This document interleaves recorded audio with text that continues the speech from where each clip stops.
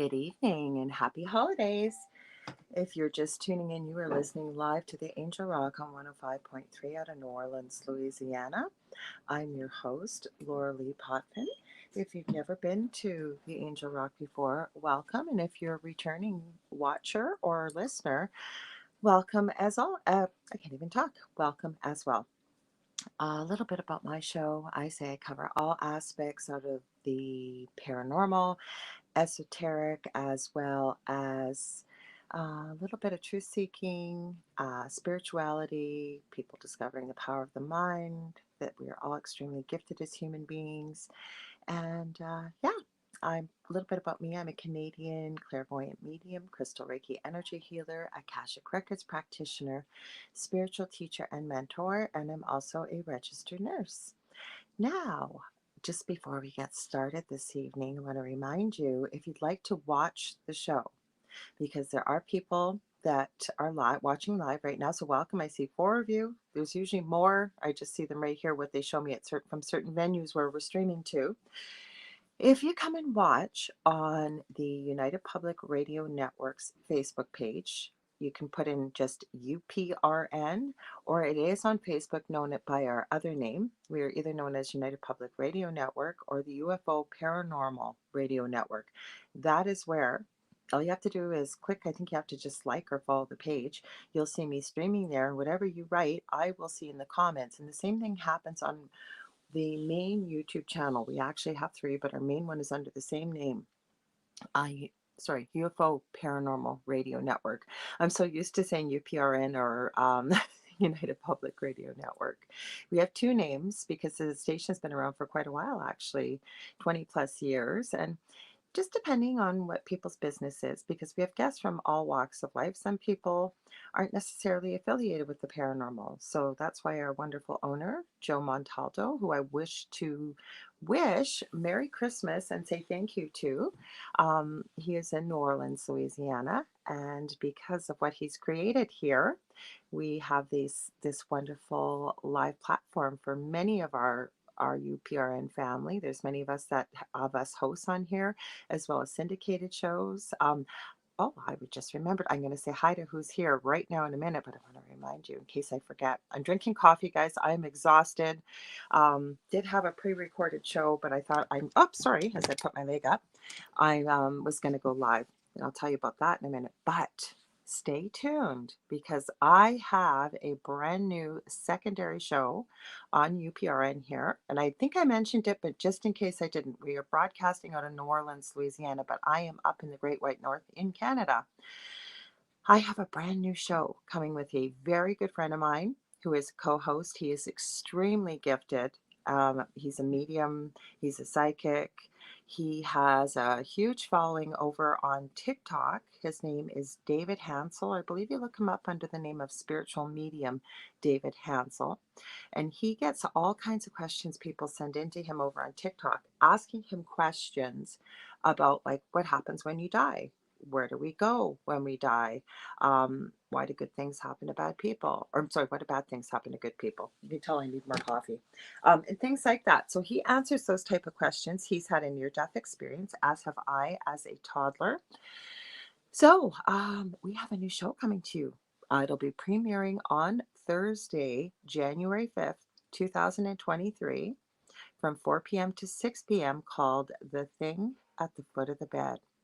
And what Dave and I are going to do, every show we're going to pick a topic.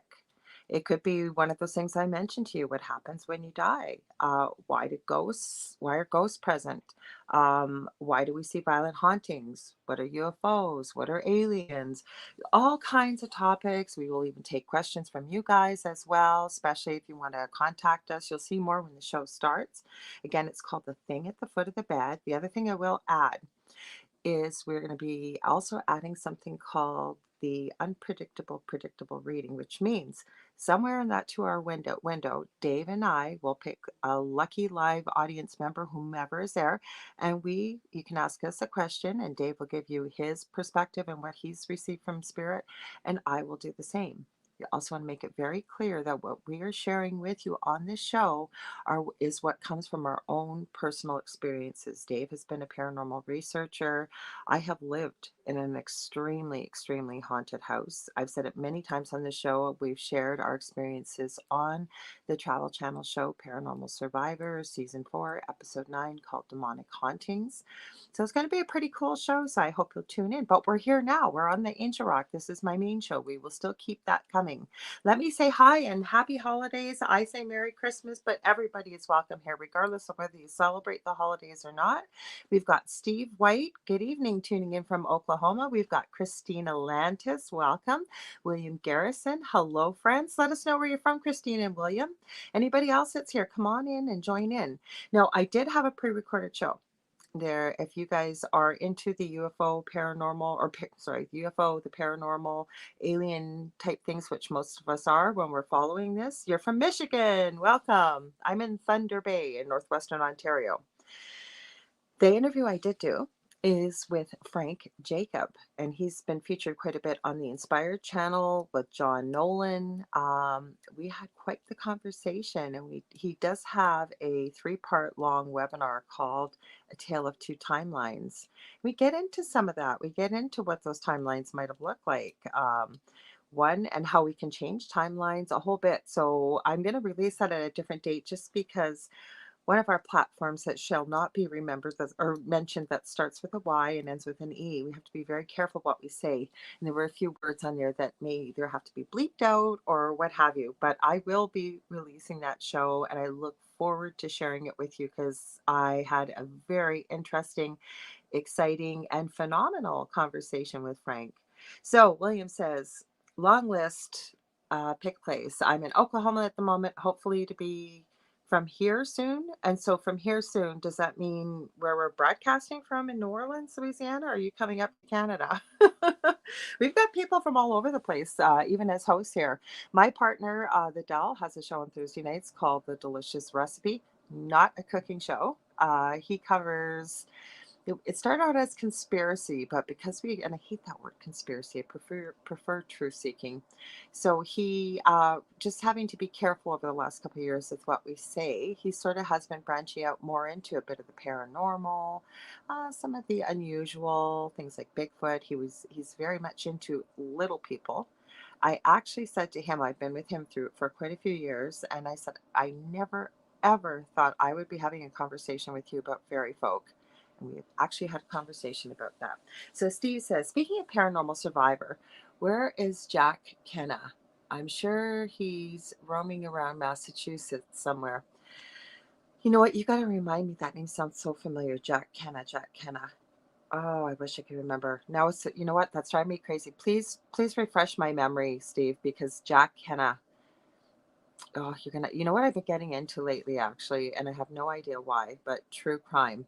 So William says, I may be going to Canada, but I hope to be leaving Oklahoma, but plan on going tropical. I am with you with that. Now, I don't know. I have lots of people who follow me on my Facebook page, but I will tell you, I have been updating you guys. I have been calling it, what have I been calling it? Storma, Christma, oh, Christma Christmageddonmus. Sorry, it was a big long name. I had to think about what I was calling it. We have had the storm of all storms. It was insane. Like last year, because where I live right on the shore of Lake Superior. And for those of you that might not be familiar, because we have people listening from all over the world, that's a beautiful thing about UPRN. I am on the shores. We have 5 Great Lakes in North America. And one of them, the biggest one, Lake Superior, I live on the shores of that in Canada. So I am about 35, 40 minutes away from the Minnesota border. And I live about 6.5, 7 hours away north from Minneapolis, Minnesota, the home of the wonderful Prince, one of my favorite artists. May he rest in peace. And speaking of that, I send all my love and healing and blessings and joy to all those who may be feeling alone or maybe sad or having a difficult time during this holiday season, especially maybe if you've lost loved ones or whatever that may be. And that's why I decided to go live tonight. Not that I think I'm any great savior or anything like that. I just meant there are a lot of people I've realized that are alone at the holidays. Maybe they can't get home. Like I would be surprised if anybody could have traveled into our city or out. That's where I was going with all of this.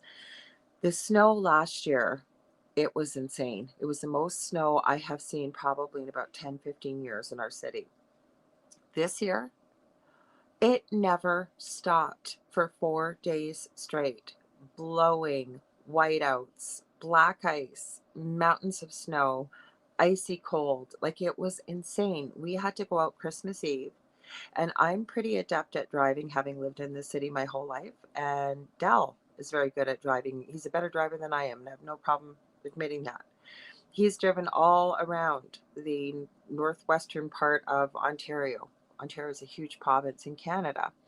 Anyways, and I had to drive, I was community visiting nurse, so I had to go to many rural places all across my city. We to drive to my son's house on the other side of the city, which should take maybe, I don't know, about 10 minutes. I think it took us 30 minutes. We got stuck trying to leave, and it took 5, 6 huge guys pushing and trying to dig the car out for 45 minutes to get out to try to come home. Absolutely insane. What did you say, William? You said no. Worse. Worse may be coming. It can get a lot worse. It could be. Quick question, Steve says. Are you familiar with the Five Fishermen restaurant in Nova Scotia and the ties it had to the Titanic? No, I am not. I have never been to Nova Scotia, but I would put it in the comments. Let's talk about it. Same as about Jack Kenna. Please, that name is so familiar to me. Lake Effect. You remember it well. Yeah, but that's the thing about Thunder Bay, William, and I'm going to share this with you.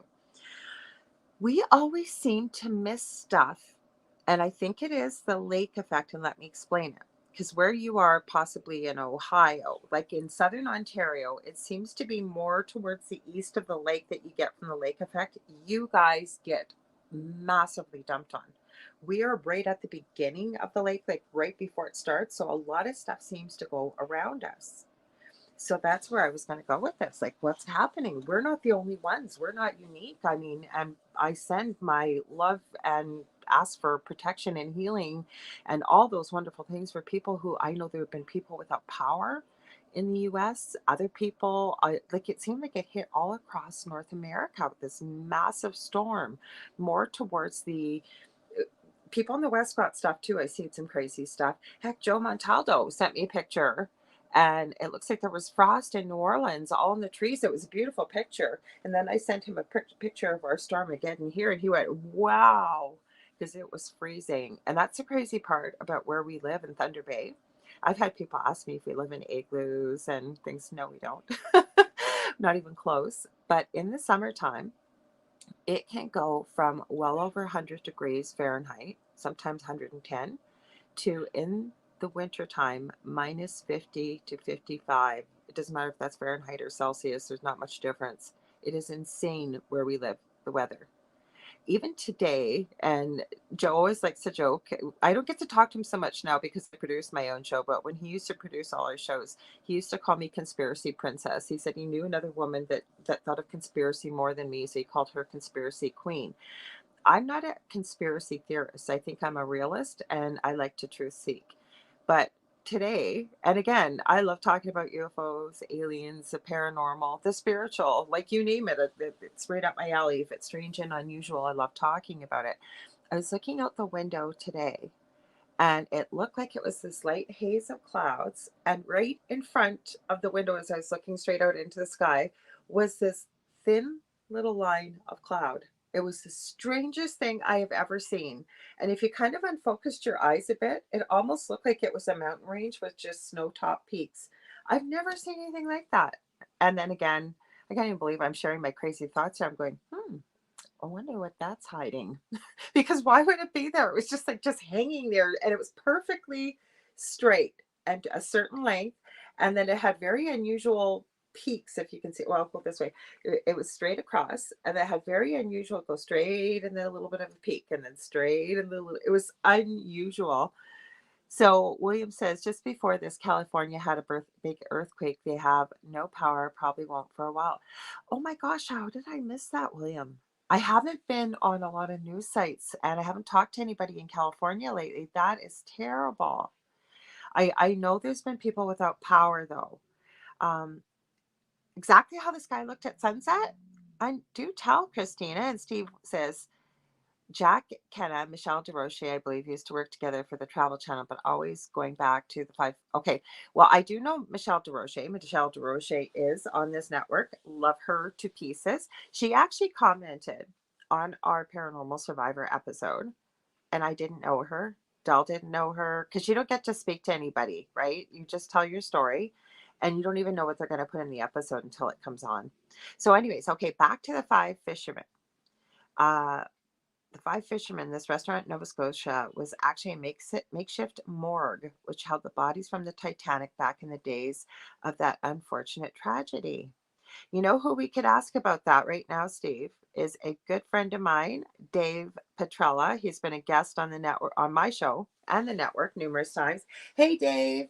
Merry Christmas, happy holidays, Dave. I've barely gotten back to anybody, and I'm not complaining. I've gotten so many private messages of people wishing me Merry Christmas. So, Dave, I haven't gotten to you yet. So, I don't know if you see this comment, but I'm going to read it out for you, Dave. It's from Steve White. He had asked about, because the reason why I mentioned Dave has been involved with, Dave, my brain is not working tonight. I'm beyond exhausted. So I've had about 3 hours sleep in 4 days here. We're trying to get ready for Christmas. Oak Island. I knew it would come to me if I kept talking. Dave has been very involved with Oak Island. He was on one of the seasons of the show. So he would have been out that way. So what Steve is asking, he said, do you know about the Five Fishermen restaurant? And he says, it's a restaurant in Nova Scotia, which was actually a makeshift morgue, which held the bodies from the Titanic back in the days of that unfortunate tragedy. So William Garrison says 6.4. Dave says, yes, I believe the rescue signal came into Nova Scotia first. Christina loves Oak Island. Yes, I got to watch it, and now I've become a fan of it, not just because of Dave, but Dell, my partner, used to watch it all the time. And he's been getting caught up on the newer seasons as well. But Dave could tell you all kinds of stuff. Dave Petrella says, yes, there's supposed to be a lot of spirits there. So, Dave, did you go there? Or Steve, have you been there before? Like, did you guys experience anything there? Because I've never been there. Canada is so big. And that's for some people probably thinking, like, how the heck could you not have been there? If you're in the US, you would understand. Like maybe you live in New York. It doesn't always mean you're going to get to Washington, right? State or necessarily California or whatever on the West Coast, right? Because travel is so expensive. I love to travel. It's just super expensive. Okay, I'm gonna see what else. So you didn't have a chance to go there, no. So Steve, have you been there before? That name, that is, I'm gonna have to look up that name afterwards. Jack, is it Kenna? Yeah, Kenna. That name sounds so familiar to me. Well, that was kind of what I was getting into. I said a little bit of true crime. And I think there's a channel that I was watching called Surviving the Survivor, and he used to be a Fox reporter. Now, with me being a clairvoyant medium and believing that all of us, we possess these intuitive gifts, but just like some people are more naturally good at things than others, like some people are natural born athletes, singers, musicians, leaders, mathematicians, right? Same thing goes with intuitive gifts. But can we strengthen these gifts? Absolutely. My whole point of this is this gentleman, I think his name is Joel on the YouTube channel. He was interviewing two ladies that call themselves psychic detectives. So I wanted to look into this. I wanted to see, like, okay, what do you mean psychic detectives? Because, it depends what you look at, what kind of research you look at. Is there people out there that, once in a while, if the police are really stumped and somebody's been proven to be able to be of assistance, they may use them? And these ladies were pretty impressive that they interviewed. I actually have been checking them out. I'm hoping maybe I might be able to have them on the show. I haven't reached out to them yet. I'm going to try to. I'm going to put that out in the universe.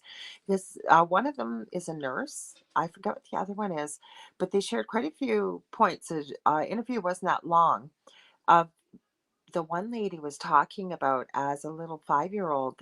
She was over at the neighbor's house, and as she walked away, she looked back and the house was all on fire, and she came home, and she was, I guess her mom was outside with a bunch of the neighbors, and as a little girl, this lady is saying, Mom, our neighbor's house is on fire. It's on fire. And the mom knew. And she goes, you go inside and talk to grandma, please. And just trying to hush her up. And she went in to talk to her grandma. And as she told it as a little girl, she kept saying, but grandma, the house, I saw it. It's on fire. It's on fire. And her grandma said, yes, I know what you saw. We don't talk about these things.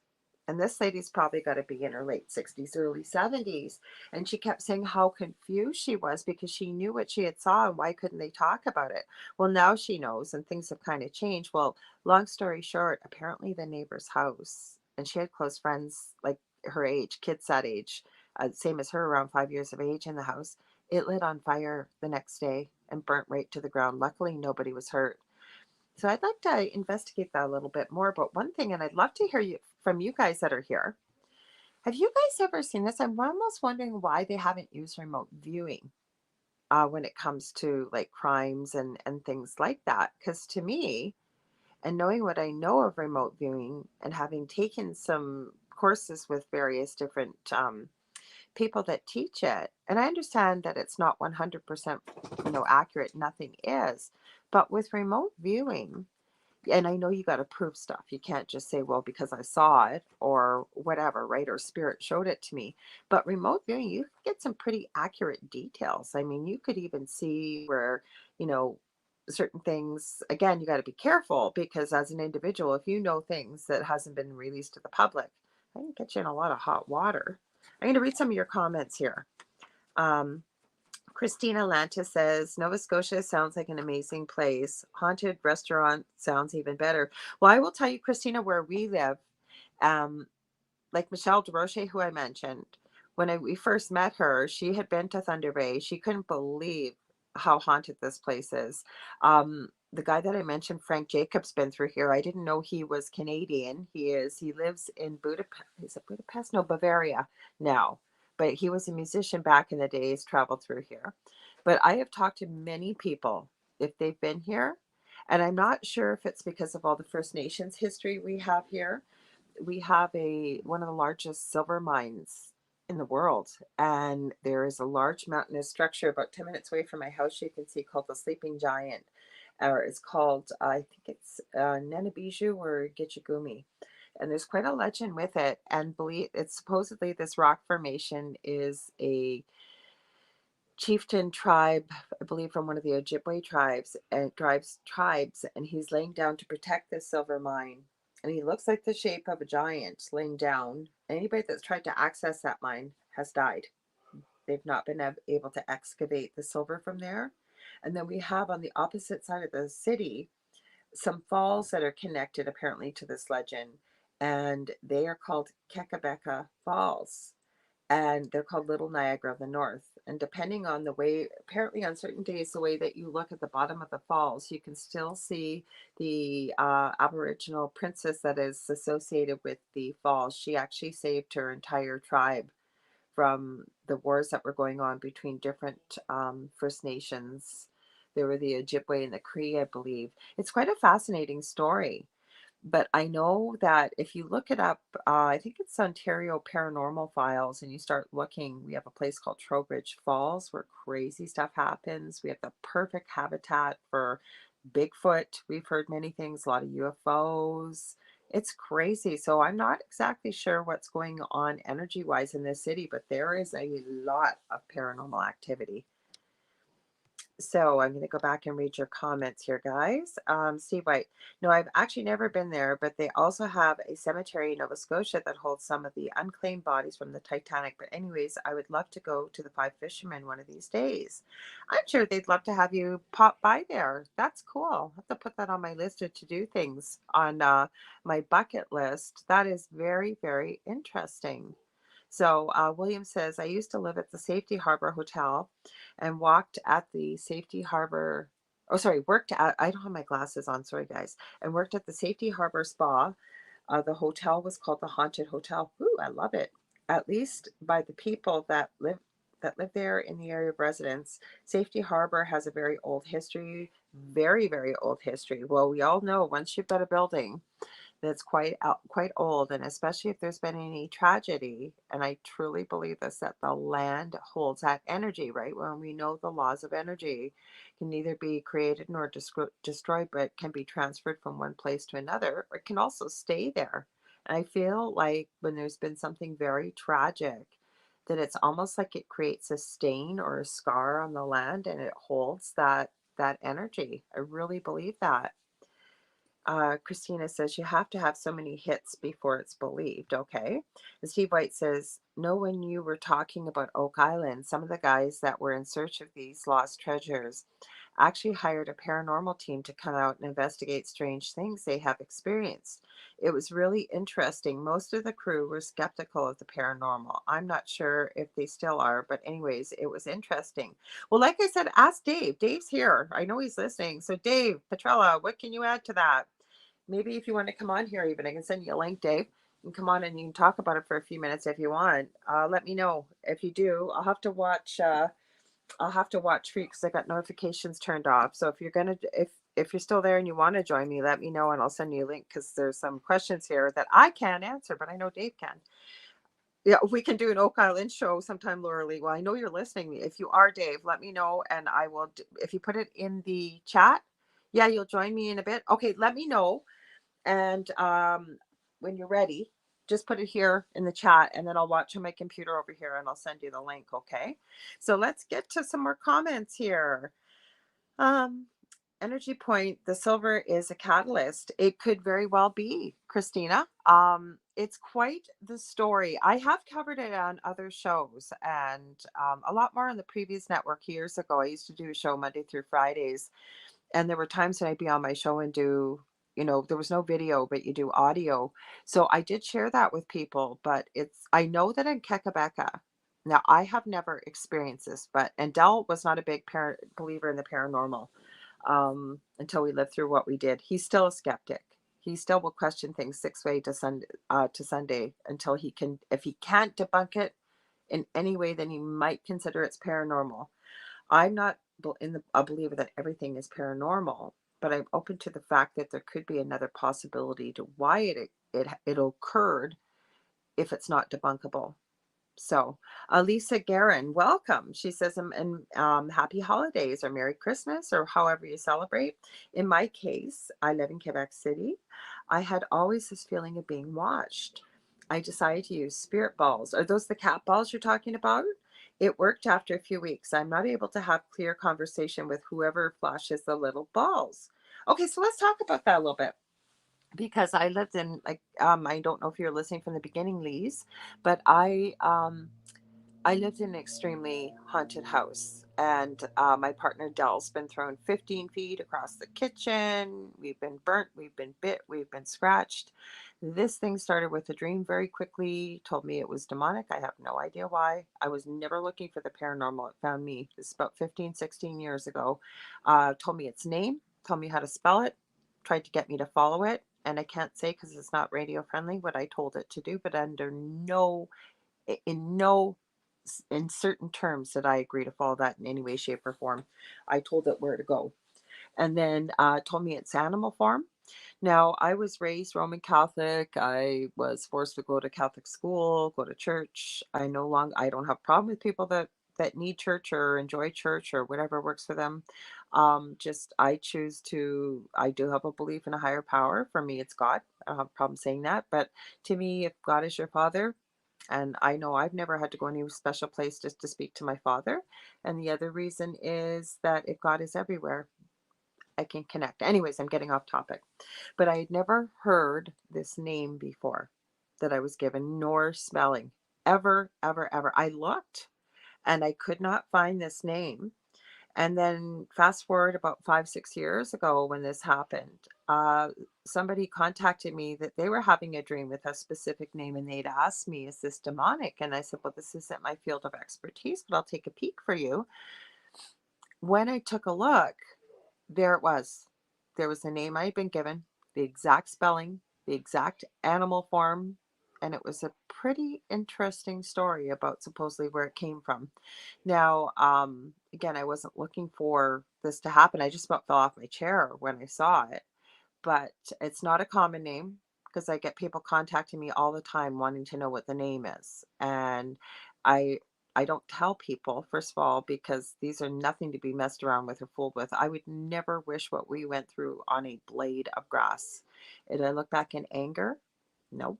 Um, I in a way, I think it had to happen or I wouldn't be doing what I'm doing now. But no, I would never wish that on anybody. And a lot of people have no idea that when you are dealing with something that malevolent, that it's kind of like, and I've told the story many times, it's like taking a tool that's dangerous and nobody showing you how to use it and you just somehow figuring out how to get started with it, say like a chainsaw, and then it when it kicks back and cuts one of your limbs off and you can't figure out why. Is the tool evil? No. It's because nobody showed you how to use the tool. No safety precautions were observed. You know where I'm going with this? So it's the same thing when dealing with these type of things. I don't think we have to come from a place of fear, but I think we have to have some knowledge and be educated. Let me go. We got lots of comments here. Hey, Waldo, welcome. Good to have you here. Happy holidays. So Christina says, wait, I missed a few comments. Sorry, guys. Lise Guerin says yes. Okay, so my whole point of that, and then I get to your comment, Christina, is when communicating with spirit, and I don't know, maybe you're well versed in it or whatever. I don't think we have to come from a place of fear, but I think we have to come from a place of, do we know what we're connecting with? Have we protected our energy? Have we protected ourselves? Because once we open that door, it can create a lot of problems because, especially, and not everything is malevolent, not everything is demonic, but not everything is good. And I've seen enough to know that usually how something makes its way in there is because the human being is curious, wants to know, what the heck is this? There's something here. I know it's here, but what is it? And a lot of people are very grief stricken, and that can happen, obviously, when we lose someone that we dearly love. And they're hoping to be able to communicate with the other side. They know that we can. I'm not saying that any of these things are your case, Lise. What I'm saying is these are some of the reasons why people open that door. And things can be very convincing that they are who they say they are. And then once that doorway's open, sometimes they are who they say they are, but the doorway's been opened and it opens for other things to come through that we may not necessarily want, or sometimes we can get attachments. There's all kinds of things. Heck, we could do a whole show just on that. So you have to be very careful with that. And it doesn't matter what it is. Like a lot of people think a Ouija board. Oh my God, don't use a Ouija board. Yes, don't use a Ouija board if you don't know what you're doing and you haven't been trained. It's just a tool. But then remember a few minutes ago, I mentioned about energy, right? Collectively around the world, there is a lot of low vibrational energy connected to Ouija boards in the way of fear. What else do I want to say with that? Just a really bad juju, a lot of bad stories, a lot of bad things connected with it. No, um, any kind of communication device, that's what that is. But like I said, collectively, you've also got to consider the energy around it. Now, you got low vibrational energy. That's a perfect thing for something negative to connect to, right? Now, again, the Bible's a very high vibrational book because a lot of people believe in it. There's a lot of, you know where I'm going with this? So, like I said, to me, I try and go a little bit from the energy perspective in science. Yeah, you don't think it's demonic or bad. Yep. I guess where I'm going with that, Lise, is to be careful. And again, is it a way to a place to come from a place of fear? No, but to maybe work with somebody that could teach you how to protect your energy. I'm not trying to promote myself in any way, shape, or form, but for example, um, I know, I think it's in my, is it on my YouTube channel? If it isn't, it's on my group Paranormal University, or and I think it's in the Angel Rocker tribe. I have a good friend, Seraphine Hurley, who I used to do a show here with, and I come more from the light worker perspective. She's worked with many dark things. She collects haunted items, paranormal investigator, you name it.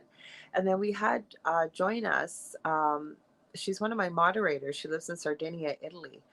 Really gifted psychic, medium, visions, predictive visions, stuff like that. Anyways, we got together and we did a 2 hour presentation teaching people how to, from all 3 different backgrounds. So it wasn't just my perspective, it was from three different perspectives. And the third person, Juliana, who's in Sardinia, comes from a very um, real strong belief in Catholicism and religion, really down to earth though, but we really wanted to present a well-rounded perspective about what we believed about how to protect your energy, how to open a session, say if you wanted to do a reading, and then how you wanted to close it. We did open it up to the public. I'm probably going to do another one of these again soon. But that was when before StreamYard was just coming out. So this is more than 2 years ago, actually. This is probably about 4 or 5 years ago, now that I think of it. And we had a bunch of people and we were trying to do it on Facebook Live and it just would not let all 3 of us connect. We ended up doing it on Zoom eventually and it worked, but we lost a lot of people. I think we had 1 or 2 people pop in, but they were able to, it was kind of like a class, if you will, but a bunch of people getting all together and sharing experiences and asking questions. And a lot of people have found it helpful. So if you like, let me know, and I'd be happy to, give you a link to it. You can check it out. And again, I don't know everything. I would never claim to. I don't think anybody knows everything, but it never hurts, right? To know those things, at least how to protect yourself and to close those sessions off and to stand in your dominion, which I believe we've all been granted when we chose to incarnate into this lifetime. So, something to think about. So, way out Waldo, I now know who you are. Whose name is that? Whose name is that? Whose name is that? I won't give your name away, but I know who you are. Why do spiritual people refrain from using the word God, but no problem using the word demonic? I don't know. I don't know if you were here. I said God, and I didn't refrain from saying it. I don't have a problem refraining from saying it. I just try to be respectful of everybody's belief systems. But it's a good question. It really, really is a good question because obviously that's your experience or your perspective. But I don't have a problem with saying it. I was laughing inside actually. I never read the comments very much, but our episode is on YouTube, and I think I was looking for the link for somebody a couple of years back, and I was seeing some of these comments, and I could not stop laughing because this is just a little, not even a sliver of our story, and we had no control of the way it was shared. And there were people in those comments going, "Well, you know what their problem is? They have no belief in God. They don't go to church. These people are heathens." And there was one voice I could just hear saying, "You know what their problem is?" I'm not making fun of anybody, but this is what I could hear the voice basically saying. They've got to get right with Jesus. They don't know anything about Jesus. They're not connected with God. That's what the problem is. You don't know me. You don't know me from a hole in the ground. So that's my whole thing. So again, being a light worker myself, I have no problem saying the word God. But I do try to be, again, even when I do a reading, I say to people, whatever your belief is, and even if you don't have a belief in a higher power, I respect that. That's who you are, and that's how you choose to live your life. That's not my choice. That's not my job to judge you. For me, I believe in God, so I will say God. There are people that believe in other things, and that's okay too, right? So, my understanding is God and devil are in the same Christian context. I prefer plus or minus energy instead. See, there you go. And I've had many conversations with people about that too. Now, this took me a long time from being I say forced to go to Catholic school, because if I had a choice, would I have wanted to? No. And I didn't want to. Because I felt it was taking away from education by wasting each of my credits every every semester with not being able to take an extra course. And I just felt I wasn't getting a lot out of the religion. But that was me. Not saying that for other people. Okay. But I have been led to believe there's a hell. I thought there always was, but I don't know. After a lot of research, a lot of whatever, and understanding things more from a different perspective. And again, you could do a whole show on that. Is there really hell? Right? Then you got people who say, but when you live on earth, you've got good, you've got bad, you've got hot, you've got cold, you've got light, you've got dark. We live in a dual existence in a 3D world here on earth. But heaven isn't on earth, really. We've got places that have been referred to that, or hell on earth. Hell isn't on earth either. So, like I said, I could do a whole show on that and get pretty deep then.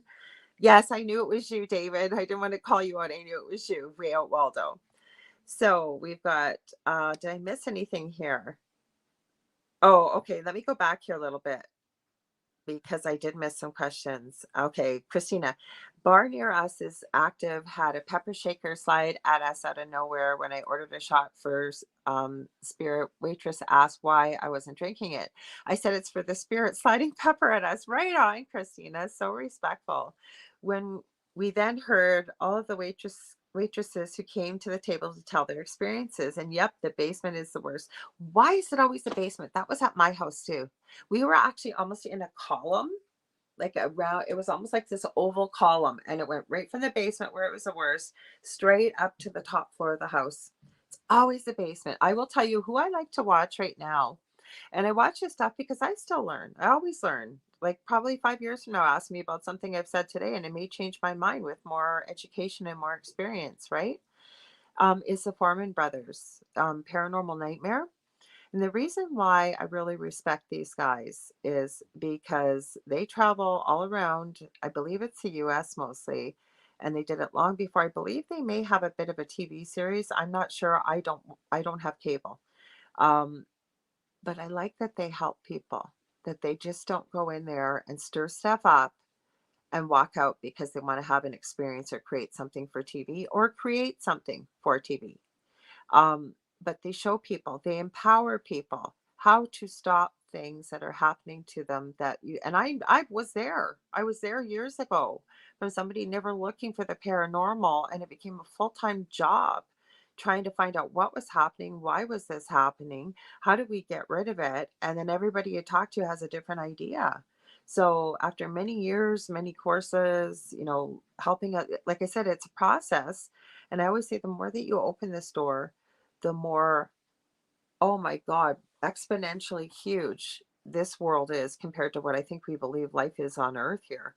I'm always learning and always will be. That's why I say I don't know anything, but good for you guys there that bought the drink for the spirit. I love that. So William Garrison says, yeah, but what if those destructive demons you're talking about were to shove that chainsaw back in your face? That wouldn't be an accident. No, it wouldn't be an accident. But the other thing is, I think with the advent of television, that they lead everybody to believe that everything is demonic. Do demonic entities exist? And if there is no hell, where do they come from? I believe it's more lower astral planes or could be other dimensions or what. Plus, I think what people forget too, and I truly believe this as human beings, and we've never been taught this, and I think this is why things like the law of attraction works. If you think of everything on this planet today where we are living, aside from nature, because I don't believe we've created nature that started out on this planet, obviously, but any material thing that's on this planet, we have created as human beings. That means somebody has thought it up, maybe somebody channeled it, whatever it may be, and we've created it. We are creators, we are manifestors. Some of the most powerful things we have to our credit, our words, our thoughts, and our emotions. That's why spells, right? We hear spells, we hear magic, we hear things like that, right? Because people believe in it, and everything's energy. So words are energy, belief, love, whatever emotion people attach to it, it exponentially increases the power of that, right? Spelling, we're saying words, we're spelling, right? Spells, you can go back to that. So emotions, like I said, our thoughts and our words are so powerful. So every time we think of something, or the more that we think of it, the more closer we are to creating it and manifesting it, whether that's good or bad. So let's take an example of that. Now, if any of you have heard of this before, I'm sure you have. Supposedly it started on a creepy pasta forum. Somebody wrote a story about Thin Man. Thin Man didn't exist. Thin Man was completely fictional. Well, you can go look right now. You can Google, you can look on any search engine. People supposedly are catching pictures of exactly what this description looked like.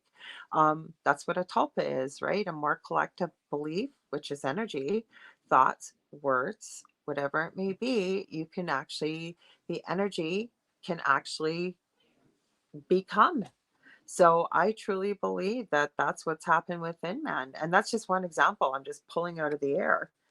Um, I'm going through all your comments here. Sorry, guys. Uh, so William Garrison says it's a bad idea. Haunted items can come with baggage. Um, well, again, I never told my friend who collects haunted items. I asked her why. I think that was an important question, to ask her why, not just tell her it was a bad idea. She knows. You think she didn't know that? But I asked her why, and I told her it was a very noble thing to do, but again, could be very dangerous. We had an open discussion. I didn't tell her what to do with it. Like, she had a cross that broke during an exorcism.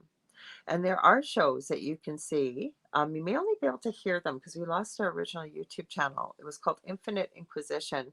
We used to get EVPs. I remember when she was on camera, she'd have a doll that had a painted face. It would smile, it'd make expressions. She had lots of stuff happen with it. But when you say, can it come with baggage? I think you have to know what you're doing and how to store the items. And again, there's no guarantees. But the reason why she had said that she collected these items was she didn't want somebody that was in possession of them and didn't know how to, as she would say, maybe bind them or keep them so that they were in a safe space, so they didn't end up in some innocent human being's hands and create more havoc. That is why she took on that responsibility. And for me, myself, I thought that was very noble, because there are things out there that do have collective energy. I mean, you can go back to the uh, late Ed and Lorraine Warren and the doll that they have there. I forget what Raggedy Ann doll, I think it is. I forget what her name is. What they have to do, these things can happen.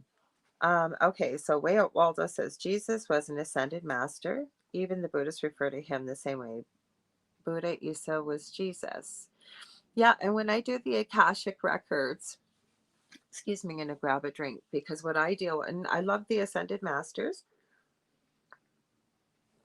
is I deal with the masters, teachers, and loved ones. So um, I deal with any of the Ascended Masters. There's teachers on the other side.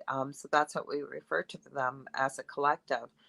And why we get into a collective, could I deal with an individual on the other side? Yes, but we get a lot more information, I find, and from what I've taught. And I've also found this, dealing with the collective versus just dealing with one individual, because you get one perspective, right? One person's information, what have you. So William Garrison says, I got lucky. I didn't really go to school, kind of skipped it, and went to college when I was old enough, a little here in, a little there. I got to go, but not enough to brainwash me. I love it. And I was thinking exactly that, William. Exactly that. He said, change my mind, the closest thing to ground and energy. I'm not sure what you mean. Closest place to ground. I'm not quite sure what you're asking there, but you'd have to, I get the nature of the question, but I'm not sure what you're asking. So you said it can be a bad idea to mess with spirits, good and evil. You never know what trouble you're going to stir up. I agree wholeheartedly. Then you said, sorry, let me go back. Let me go back. Here we got lots. Dave, I'm going to see if Dave, you're ready to join me. Sorry, Dave, hang on. I'm going to send you the link, okay? Because we're going to talk a little bit about, we may be talking about paranormal too, Dave. We've got a lot good conversation going on here. Sorry, but I realized, because I seen as the conversation jumped up, Hang on, guys. I got to send Dave a link here. He's going to join us in StreamYard. Dave's been on the show before. I just got to grab the link, Joe. Or Joe. Guys, I apologize. I really have had three hours sleep. Wrapping, baking, cooking, you name it, and I've had no sleep. Okay, hang on. Invite Dave. Hang on, Dave. My computer is slow. Anytime now, computer. Because if I leave this page here, it'll shut off the audio. I know beyond a shadow of a doubt it will. So hang on, Dave. I gotta type you in here. You guys are asking some great questions and making some great comments, and I love when people do this because I think we have the best conversations. I really do. But there's a lot of people asking for the sorry. Let me think about this for a sec.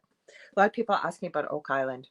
So that's why I said, well, let's have Dave in here. Dave will tell us about Oak Island because he's been there many times and I haven't.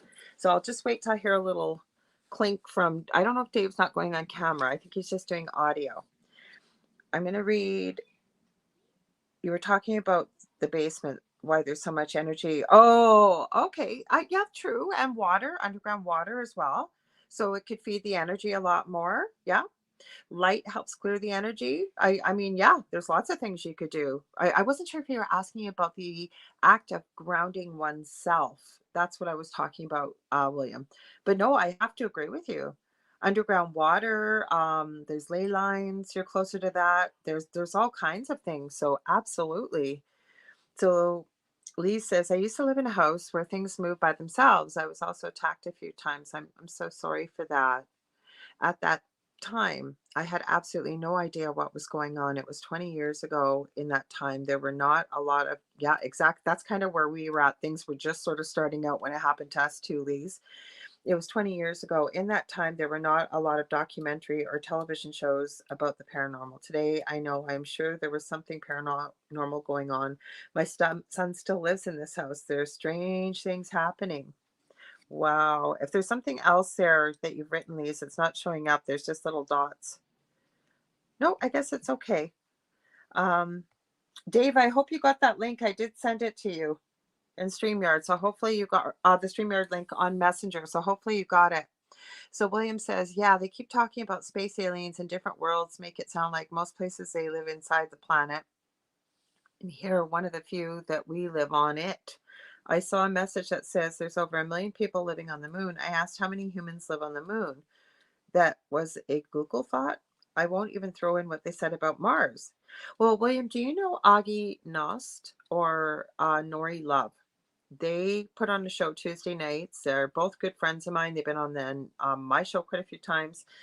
They do Broadcast Team Alpha. And they've created 3 videos. And I'm not going to have the right titles, but you can look up Broadcast Team Alpha or Augie Nost, and there is basically strange things on the moon. There's Dave. Hang on. Hey, Dave. Come on. Hey, Dave. Hey. Good. Hey, Lorilei. Good to see you. Sorry, kind of short notice, but we're getting now we're getting into the paranormal and aliens and stuff right up your alley. But hang on, I'm gonna finish answering this. Anyways, Augie and Nori have done 3 videos. I've shared it with so many people. I think I've shared it with Dave, and it's strange things basically on the moon, strange things on Mars, and strange things on Earth. And I can tell you the one on Mars, I just about fell off my chair because it looks like there's a human being on the planet Mars. Augie tells you in the documentary how he got the footage, where he got the photos from, or if he knows, like say on the moon, he will give you the longitude and latitude. And they're not wearing any equipment whatsoever on Mars. Do you remember seeing that, Dave? Yeah, I do remember that. That was a while back. It's probably like a year and a half ago or something. That's actually one of the first things you sent me. I know. I remember sending that to you. Well, the other thing I'm going to add very quickly that has recently blown my mind, because there's a lot of things I have either seen, heard about, or are open to it, even if I haven't experienced it or seen it. But this blew my mind. I recently I watched A Tale of Two Timelines. It's a paid webinar by Frank Jacob. And I don't know if you got to the third part of the webinar yet, Dave, did you? Yeah, I finished it. It was great. Okay, Excellent. Yep. so okay, so he can back me up on this. Hmm. When I watched this, it was about 5 minutes into the third part of the webinar. There was looks like this guy going into a pet store, and there's the sales clerk there, and he goes, oh yeah, well, this is the alpha rat, he's chipped, and he goes, watch this, and he puts him in a box, and then he slides him under this, it's about this big, and it kind of looked like a black lamp. It wasn't, but like a mini lamp, and you hear this buzzing noise for about 30 seconds. He opens it up, and there, I think there was 3 rats the first time, Dave, right? There was Yeah, I think about, yeah. the alpha, and then 2, he called them, I think, split offs. And the guy's going, what? And I'm going, what? I had to watch about 3 or 4 times. And he's going, yes, well, any simple organism can basically be chipped, and we can do this with. But I think it's more humane to feed the split off, basically rats, for a better term, as feeders than we keep the alpha. And I'm thinking, how is it more humane to feed off 2 cloned rats to, say, a reptile or something? Because if they're living and they're breathing and they're walking around and moving and whatever else a normal rat is doing, more than likely they can feel. So I don't know if it was a sales tactic or what. Then the guy proceeds to take the alpha rat, put it in another box, same device. Seems like he did it a little bit longer. And he goes, now watch this. Opens up the box, and there's like 8 or 9 smaller rats. And I'm going, WTF? Like, this is what you have in big city pet stores now?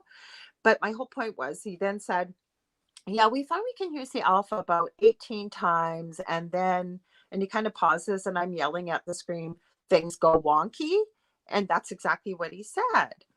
And I kept thinking, well, I highly doubt that this is more humane. It's a sales tactic. But for me, what went through my mind is, if this is what they're doing in pet stores, we don't have this in our pet stores as far as I know. Not that I buy feeder rats. But my point is, what else are they doing? Like, what are they doing behind the scenes? What did you think of that, Dave, before we get into Oak Island? Oh yeah, it's I mean, science is probably at least 50 years ahead of what Yep. we see publicly, obviously, and all the Hmm. technology and stuff. But the more times you split genes, you start really compromising their integrity, which is why he had Absolutely. mentioned that it gets wonky after a while, which Yeah. is true. And even when you're not doing lab experiments and things on animals or organisms, even amongst the population, that actually happens. If you have too many recessive genes pairing together, then you end up in trouble, and that's just something that happens. Yeah, but this is what I'm telling you. They're trying to normalize cloning. Like, this is Oh just yeah, a normal absolutely. pet store that they walked into. And then to me, it's a sales tactic to say that it's more humane to use the split offs, I think he called them. Correct me if I'm wrong. So the animals that were Something like that. Yep. created, the genetic split off from the alpha rat, the main rat that they're using, that it's more humane. How is that more humane? I don't care if you're a clone or a split off or what you are. If you're walking, breathing, and moving around, you're going to feel and sense the same things as what the alpha rat is going to feel. So how is that more humane? Yeah, it's just like double speak stuff that they like to do. Put it right in front of us, and then and try to spin it to make it seem like it's not, as questionable as it is. But Mhm. if you're thinking clearly and straight, it's like, man, I don't care how you say it. It's not something that I want to participate in. At least me. No, I'll speak for myself. no. And then I want to thank Dave way out Waldo. He has shared Augie Moss YouTube broadcast team alpha. Thanks, Dave. I appreciate. He's a David. He's a David. So thank you. I'm just, if you would have William Garrison said, if you would have Googled some unusual questions back when, we can't say that word here on YouTube, so we'll say the Rona first started up, you would be surprised what your actual factual answers were. But well, yeah, don't even get started on that one. Believe me, Dave is well versed in this, as I am too. And so is David, I'm sure, right? Most of us are. So let's get into Oak Island. Now, what was that question? Do you remember what they asked? If not, I'll go back, Dave. What were they asking? I think it Um, was something about paranormal investigations on the island, I believe. Oh, okay. Whoever's here that asked that question, please feel free to repeat it, because we've had quite a few. And you guys, I'm loving this conversation, loving your comments here. So thank you. Um, okay, where I'm back in here, I'm reading the questions. Oh, about the paranormal investigators. Did they call in paranormal? I remember it now. Did they call in paranormal investigators to the Oak Island show to explain some of the Hmm. strange things? And he said most of the people didn't, it looked like they didn't believe in the paranormal, but he wasn't sure what they believed now. So, what were your thoughts on that? Oh, yeah, it's a really interesting dichotomy on the island. I'll start off by saying this, to my knowledge, in terms of what's, and you have to remember, guys, too, that what's shown on TV or what's shown on the episodes is maybe like maybe 10%. And you know, Laura Lee, too, because you've I had know. experience. But it's maybe 10% of what is actually filmed over the course of the season. So you see very little to start with. And then what you do see is usually edited as Yep. well. And sometimes it's edited in a way that is not true to what actually happened. You know, they splice words together and you can hear it sometimes. The sound clip, kind of like it'll kind of like flip a little bit or like waver a little bit. And you can see they put that in there.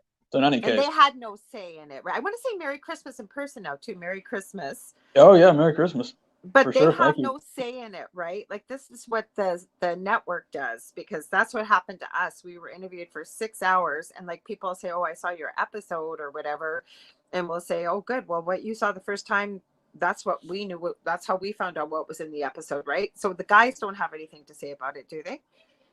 Not really. I mean, Mm-hmm. it's kind of it's an interesting thing, conversations I've had with some of the guys on the team. It's essentially the idea is that they're doing the treasure hunt, the treasure search, and that's kind of separate from the production Yeah. aspect. So I know like a lot of the guys don't even watch their own show Mm-hmm. because first of all, they know what they said. You don't need to Well, keep that's watching kind of how yourself we over. felt. I've seen it like Right. maybe 2 or 3 times in the how many years, because you were there, you filmed it, right? Mm-hmm. Exactly. Um, so in any case, yeah, it's kind of a separate type thing that goes on. And the agreement is, yeah, we'll let you film our work and everything, and it's good because it brings people together. It gets people asking good questions about history and about Mm-hmm. paranormal too. Now, and to go into this now, so to my knowledge, they've had two separate teams that they filmed on the island that we've seen on the show, and we're in Wow. season 10. We're in season 10 now, so this has been quite a Wow. long time. Okay. The first team I think was in season 1. Okay. I know I believe they were using some infrared technology or night vision. I think they also had maybe voice boxes or something of that nature, and they went out to what's called the swamp on the island, which is right in the center of the island. Right. And they felt a little bit eerie. It's a little bit weird feeling standing out there. Yeah. They didn't really develop the idea too much because for whatever reason, but we saw them on the island, and I think they were local people as part of like a paranormal club in Nova Okay. Scotia or something like that. So we saw them there, and then the other one I know, and actually you guys probably know, and you might actually even know him, Laura, but Brian Kano, paranormal I investigator. yeah, I'm sure I people I know him. think I do. Yeah, I think I do know the name. Yeah. Yeah, I Okay, think so I he do. so he was actually invited on the show. I think it was maybe 3 seasons ago or 3 years ago, Hmm. and he did a fairly involved investigation. Again, we only saw part of it, but he had EVP going on, playback, listening to that, going to different areas and getting voice recordings and things. So, So that's what I'm gonna look and see for my device. So he wasn't using like a ghost box, and he was using an actual old-fashioned voice recorder. I've got one in here. I'm gonna grab it. I found one. They're so hard to get. So he's oh yeah, using that. Hmm. yeah, I think he's just using a traditional voice recorder. Yeah, as far as I know. Yeah, I'm trying to find mine. Mine is in here when you're talking. When you're talking, I'm trying not to dig. Let me see if I can find it, because Yep, you can use. I don't find like a phone or anything seems to pick it up as much. It's the old ones. I can't find it now. I'll have to grab it for next year. Or next year, we'll be in next year next week. that's But right. Yeah. it's it's an old, like almost like it's a small little recorder. It's like a dictaphone, and you ask questions for people that may be not aware of what that does, and you pause and you record it as you're asking these. Hmm. And then I know you know, Dave, but for people listening, and then what you do is, after you don't go too long, maybe a couple minutes, and then you go back and you listen. Sometimes you will hear just a faint whisper of something or whatever. So you usually got to bring it to somebody that can clean up the audio quite a bit or maybe boost it. But I can't begin to tell you the type of recordings in our house. we were always encouraged never to do EVP, so I didn't. But when I was on my old network, I used to call into his show. He's got a great show. It's still live on Sunday nights on YouTube and Facebook, and I will always promote him because he was such a big help to us. Paranormal Soup. It's called Midwest Paranormal presents Paranormal Soup with Jason Bland. And I am telling you, I called into his Halloween shows because they only do EVPs every ITC. It's called Intertrans Communication. And the one that I called in on, holy crap, it was class A plus plus plus plus intelligent communication. I know Dave's heard it before, right, Dave? I've sent it to you. Yep. It said the host's name. It kept saying, I'm searching, I'm looking in this creepy, ghosty like voice. Same thing. The Halloween after, when we were on the same network, we had something called a spookathon. It was 84 hours straight of straight live paranormal radio. I think it said my partner Dell's name. It said a bunch of stuff, but again, class A type EVPs versus, what did they find anyways? I'm getting off track here, Dave. I didn't even ask you. Sorry. What did they find with EVPs? Anything? Well, again, what they showed on TV, what they were focusing on was, I think it was over the shaft called 10X, and you guys have to, well, people know about Oak Island. It might have been C1. I thought it was 10X. Can't remember. But anyway, the idea is that there's a treasure buried very far below the ground, at least 150 feet, if not, further, maybe up to 235 feet, something like that. And it's essentially, it's like a conduit. So they think that there's skeletons down there. They actually pulled up bones before from 160 feet in a different part of the Money Pit area. Yeah. But Dan Blankenship, who was the guy who actually dug 10X, which was a huge undertaking, I think it was in the late 1960s, early 1970s, he actually dug it by hand, and he used railway from like trains, like tanker cars, basically. He turned them vertically, and then he put them into the shaft to line the shaft to make sure it didn't collapse. Okay. And and he went down 180 feet like that, and then he actually had an additional about 30-foot long, 2 feet, maybe more than that, maybe 50 feet long, 2 feet wide tunnel that went down below that. And what he said, because he went down there himself in like the old-fashioned scuba gear, which is amazing. He almost lost his life several times going down there. But what he said is that there was a body down there. We're talking about 235 feet. This is on one of the first episodes of the first season, and everyone laughed. Oh yeah, Dan was telling the story around the table, and everyone laughed when he said, "Oh yeah, there was a body down there." And he said when he put the drill bit down, that it actually separated the head from the torso. And I'm a nurse, but well, that's what he was saying. That's what he was saying. So did they get any EVPs though? Okay, right. So I'll just 5 more seconds with this. So the idea behind this is that some people say that the people who did the work on the island and buried the treasure and all this stuff actually were, the stories that they were chained to a post under the ground after they finished the work, so they didn't say anything. They couldn't escape and tell anyone what they did. So there were supposed to be people who actually lost their life underground there when it flooded, the chamber flooded and everything. They were left down there. So what the EVP was, it was a reference to a chain, I believe, something to do with like free me, or like I'm chained or something like that.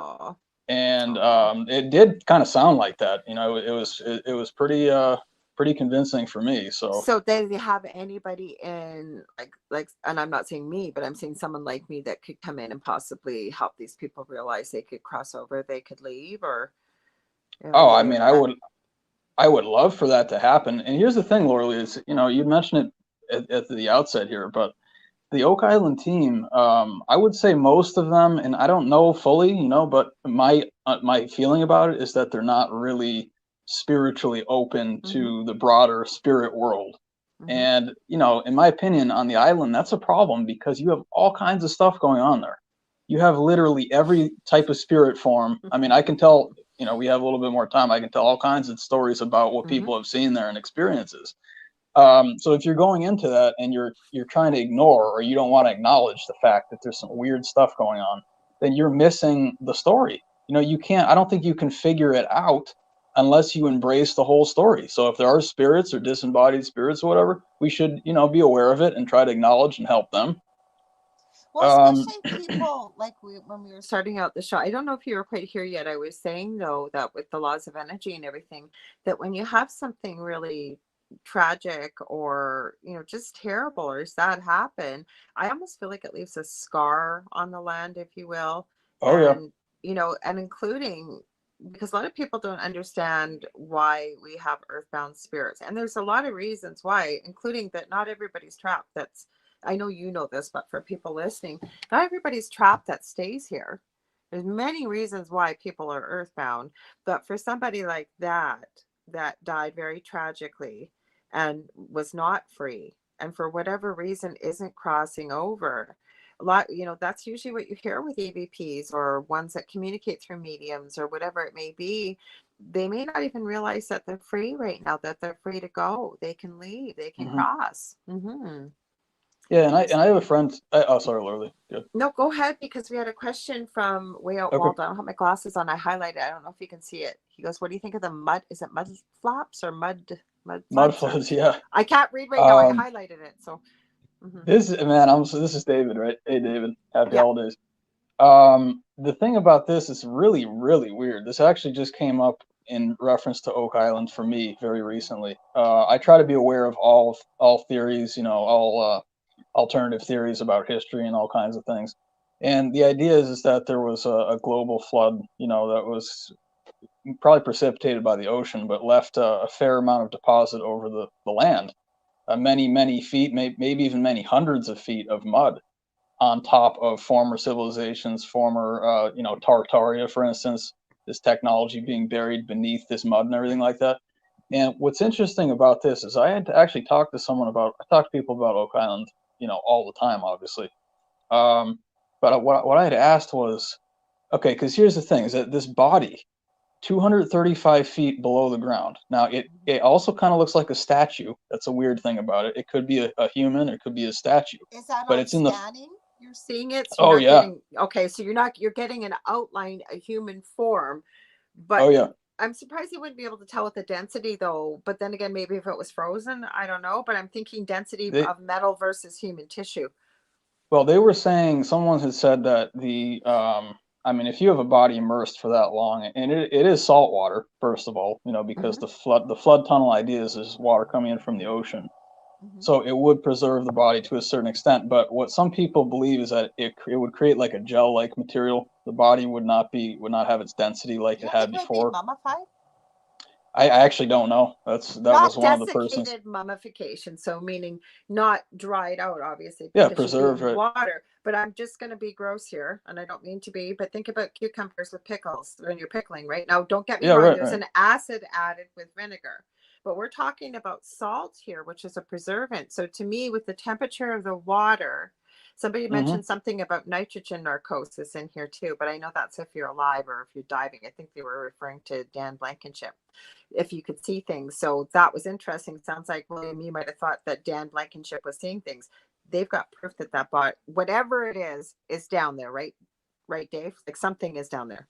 Oh yeah, it's probably stranger than anyone could ever possibly imagine. I have my feelings about some of what's going on, but what I wanted to add really quickly is that I talked to someone and I asked them. Actually, it was a channeler.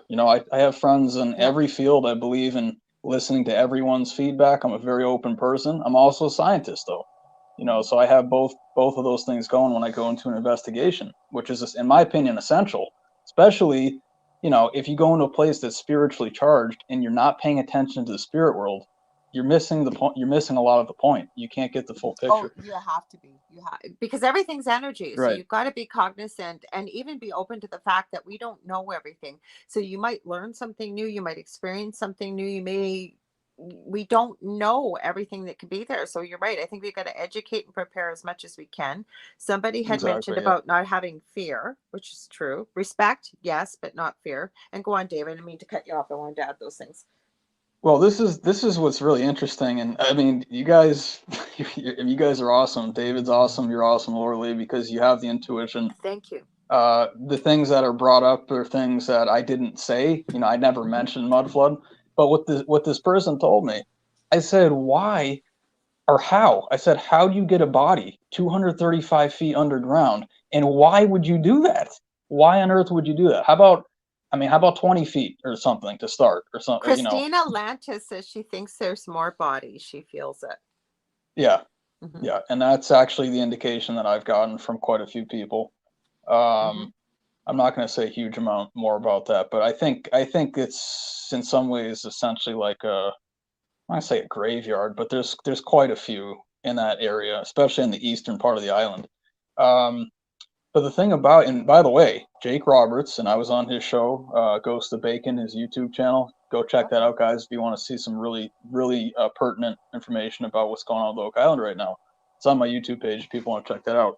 But anyway, he said that he believes Francis Bacon is actually buried on the island, and not only him, but potentially, I believe, Drake as well, the explorer Drake, and possibly the explorer Raleigh.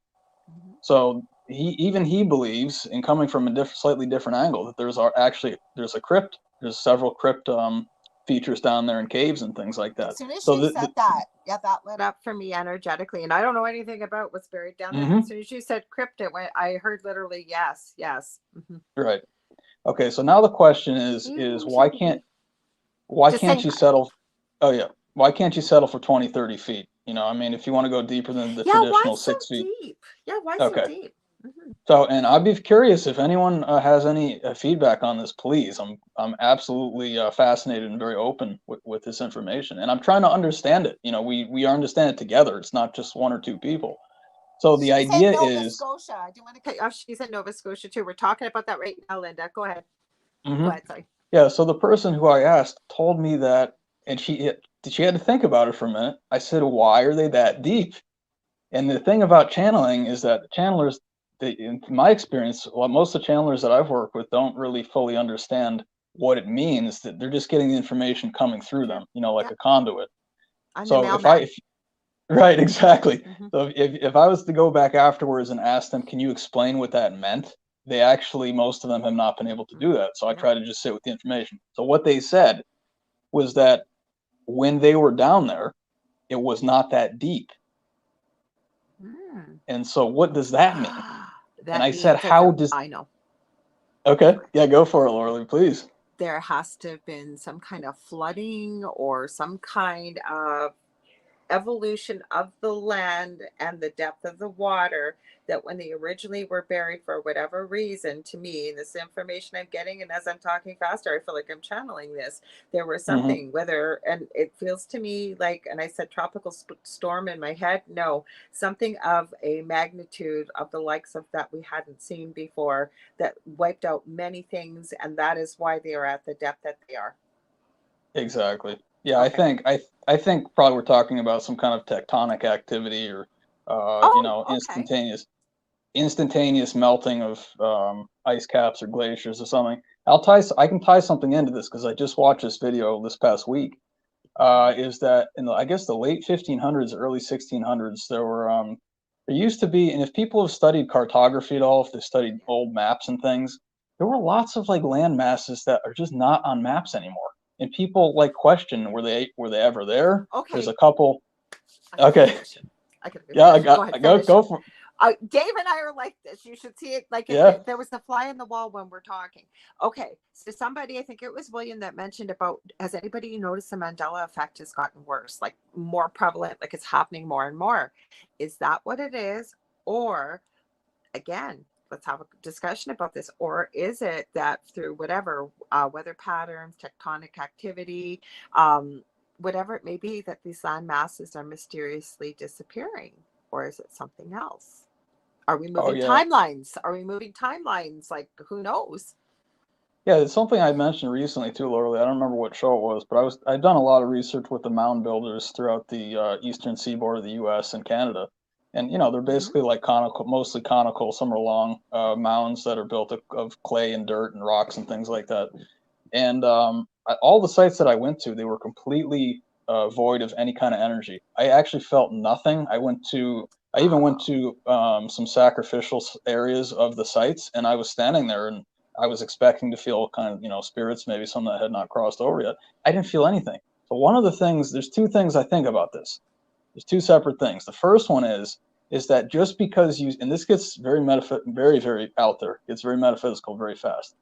But just because you see something and it looks like there was human activity there, or it looks like there were dinosaurs or something there, technically, according to the quantum world and the metaphysical world, you can actually just create that to look like it's like a Mm-hmm. stand-in, to look like something happened, so that people are like, "Ooh, I wonder what happened." But Mm-hmm. it could have been a phased, like shifted timeline where it's actually you were taken out, or the former people were taken out. You had a new backdrop put in, and then the new Yeah. people came on top of, inset on top of the new dimension. So just because we see it, it doesn't mean it actually happened. It could have been all fabricated. I don't know because I wasn't there. Well, I think first of all, I'm going to read Christina's comment, but I think William said this before you said what you said, but I have to agree. He said, with everything going on, I'm not sure what you can believe in at the moment. I agree. Yeah. And then Christina then said, under the island, under island like vents, the trees are not actually native. The oaks, the trees stabilize the island. Now that I couldn't tell you, but I know we've got Shady D or Linda here, who was originally from that Nova Scotia. We've been talking all about Nova Scotia. It's so funny. I'm so glad you showed up, Linda, because I'm thinking, geez, I wish Linda was here. Dave was here I was going. That's why I have Dave on here. Dave Petrella. He's worked on Oak Island. He's been on the show many times, but he knows what's going on.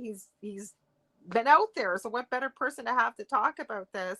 Now, David, way out Waldo. Now, I don't know if I've heard of Yeah. this. Oh, Zealandia.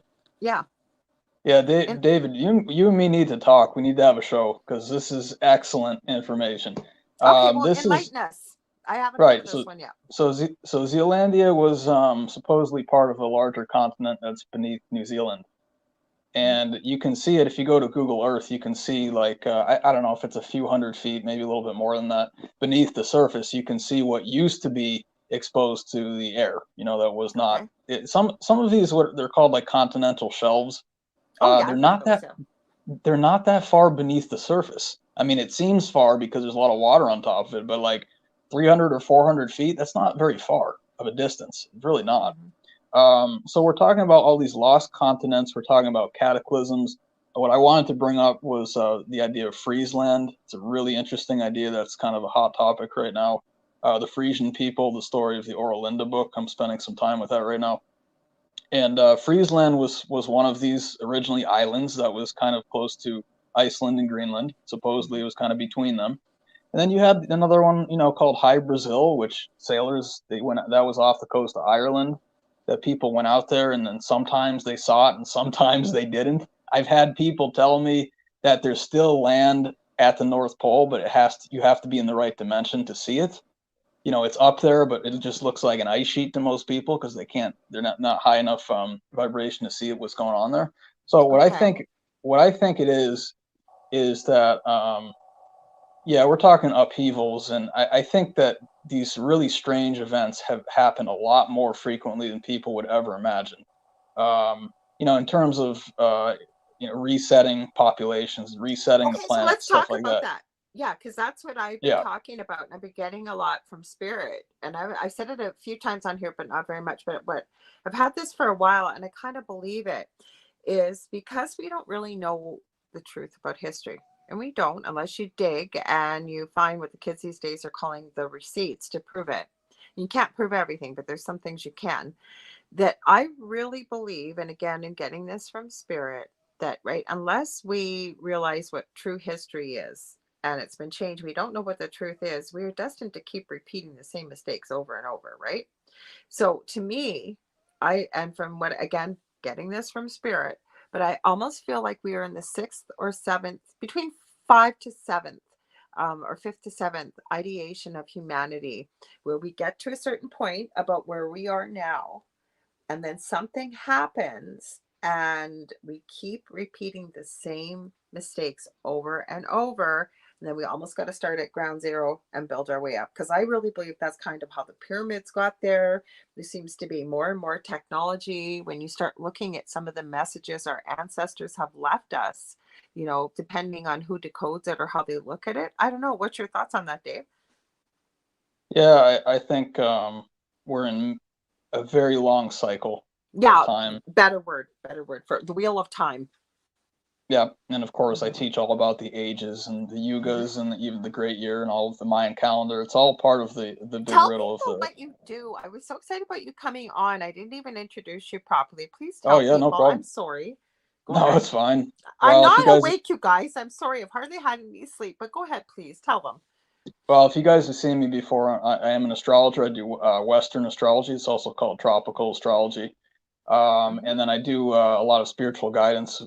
All world traditions. I try to encompass everything fairly, look at it in a fair way, and I'm interested in getting people what's going to work for them. I'm not biased for that. It's like I do the things I need to for my life, but I know that people have other ambitions and other focuses. So I'm trying to get people what is going to be most helpful for them, whatever that might be, as long as it's helpful and respectful to the rest of humanity. We're not going to be hurting each other and things like that. And then I also do a lot with Eastern medicine, the principles of the ancient Indian medicine system called Ayurveda. Hmm. And it's all, it's a big world picture. So I'm trying to put things back together, get things organized. Like, let's get back to our original history, try to understand how we got here, and let's use the tools we have. Well, yeah, that's like reinventing the wheel, right? But the other thing Hmm. I always find, and again, I could be wrong, like I said, I'm never right, but I always find that we find the people, and the people that find us are the ones that are meant to work with us, right? Right. And there's more and more people awakening to what I believe is the truth, as well as looking back through history, what worked, what didn't, what have you. I mean, there's so many shows right now that we've just talked about. Wait, we got a comment here. Gosh, David, all these comments you put down here. William, I'm going to try and read all of them. So we've got from Faith Inspired Transformation. I was told that we keep looking backward at the negative experiences, and that makes us manifest them all over again. If we want to move forward, we need to live happy lives and know things are good. That is true. And where I want to build on that a little bit, and I'm going to give Dave a chance, and I love that you shared that, is that yes, I agree that that's true. But you know what I really think it's all about? And I think we forget is there are so many of us, and we almost fall into what the agenda is without pushing too many buttons or causing any issues with censorship, is that we're following the narrative. Not everybody, I'm talking about the global sort of thing, right? And people are fighting amongst each other about this is right, that is right, this is the truth, no, this is the right thing, no, this history was right, that is blah blah blah. I think it's really simple. If we could just agree to disagree, if we don't agree, put it aside, unite all together, right? And love, and say this is what, what, talk amongst ourselves. Maybe we've got to start at a local level about what'll work locally within our area geographically.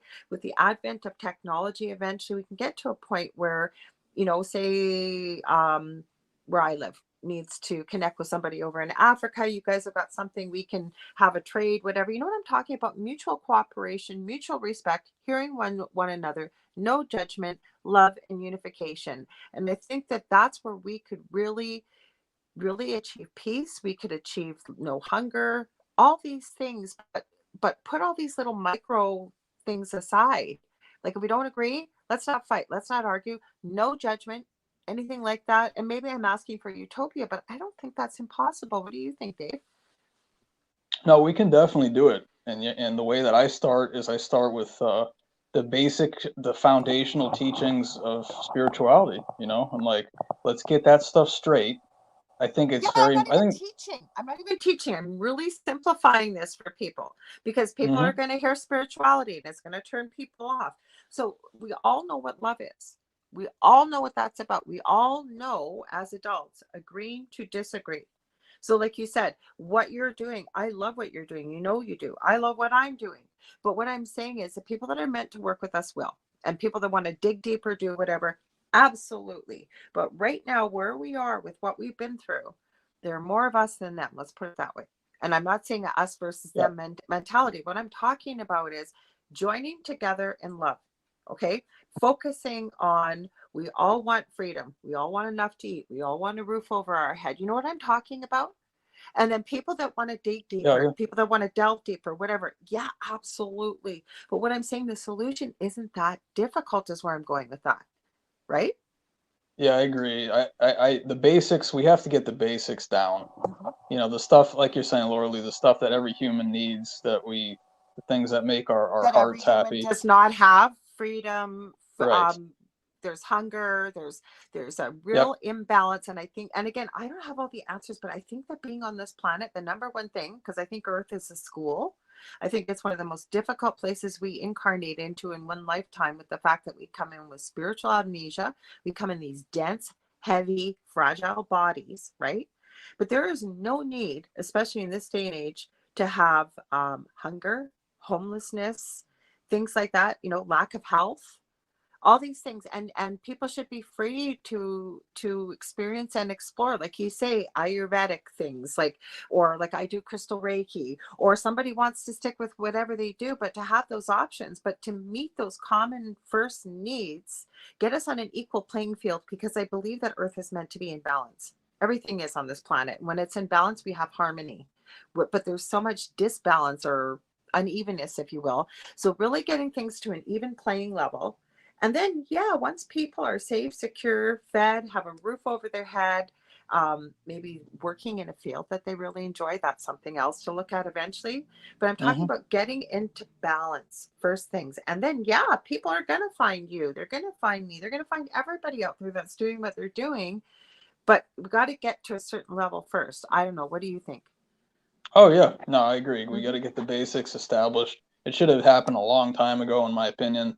Mm-hmm. That's part of why I think that there's alternate agendas and some nefarious things going on behind the scenes, because Mm-hmm. it seems like we should have been here a long time ago. Like, Mm-hmm. why are we still lagging back so much? I say it every day. You know, a lot of it's out of frustration too. I'm like, guys, we have all the resources. We know how to make, Yep. mass farming and stuff. I argue we could even do that, or in an organic way, if people wanted to commit themselves to that. We know how to build houses. You know, we have what we need. So what is the human mind is what's wrong. There's something, well, and I have to We say got to this. unite, first of That's all, right. because there's like how many billion of us versus unelective, less than 1%, calling it all. And all we got to do Yeah. is stand up and say, not on our watch. Nope, not happening. But we've got everybody arguing, right? Like there's little groups, people arguing and what have you. I Hmm. won't go further. Like I said, Dave and I, we do a show, and then it's like, oh my God, there's so many things we could talk about more. I wasn't planning on having Dave on. It's just people were asking about Oak Island, and you were here as you always are. And thank you to everybody that supports our network and my show. I really appreciate this. But Christina asked a good question. She says, has anyone done is it horary chart for, I don't even know what that is. Do you, Dave? I don't. Yeah, it's. I believe it's when you essentially predict the timing into the future and things of that nature. I've Okay. heard. I've heard some dates thrown out when I've asked, when is this going to happen? When are we going to see this? I haven't seen an actual chart yet. If someone wanted to send me one, I'd be happy to look at that. But I really think, and you brought up Frank Jacob before, Laura Lee. He's talking about the pole shift in April of next year. And that comes with also dimensional shifts and reorganizing timelines and all this kind of stuff. Doesn't, these physical, in my opinion, these physical events don't just come with changes in the physical environment. They come with large dimensional changes that affect the whole system, the whole grid. The natives are calling it the fifth sun, so I think we're coming into a new Earth is the idea. And I fully believe, I agree with you, that new Earth is going to have things set up so that we all have what we need.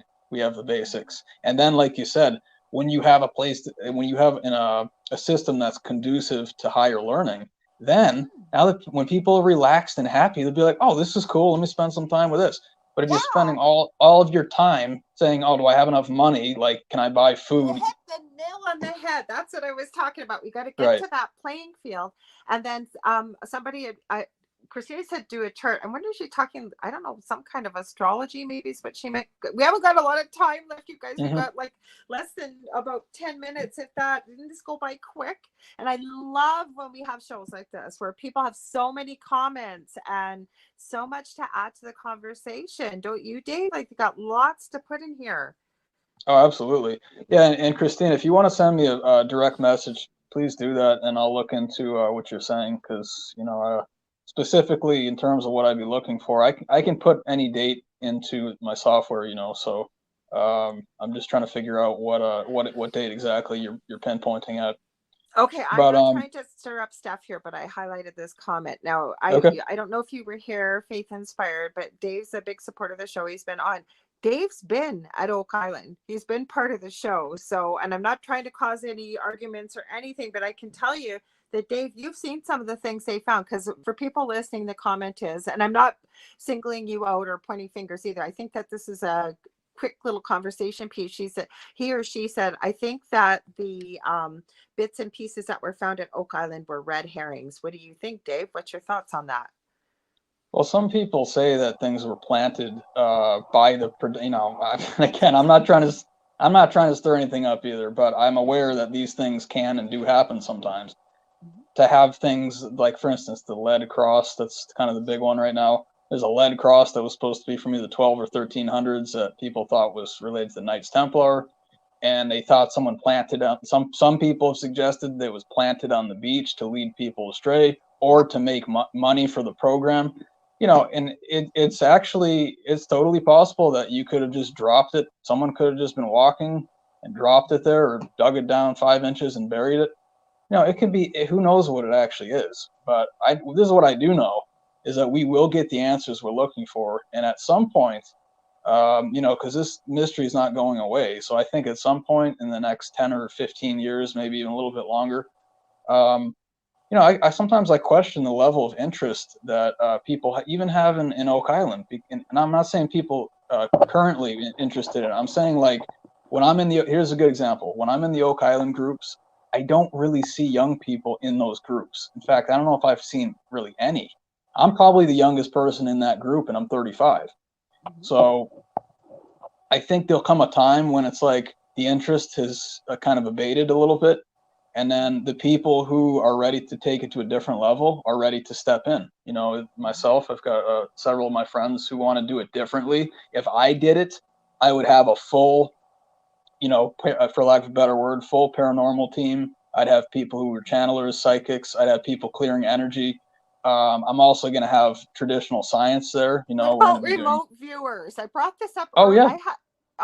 You guys, I'm telling you, remote viewing, and I've had this argument with Joe Montaldo because he's told me that when it was part of the U.S. military that they could only do certain bits and pieces. They couldn't get anything precise. Now, I've trained with Dr. Chuck Kennedy, who has many remote viewing teams, and they solve cold cases, missing children, what have you. It's pretty cool. I just been thinking I need to have him back on. And he actually, I believe, he worked with the KGB as well as a bunch of, not for them, with them when putting together this program.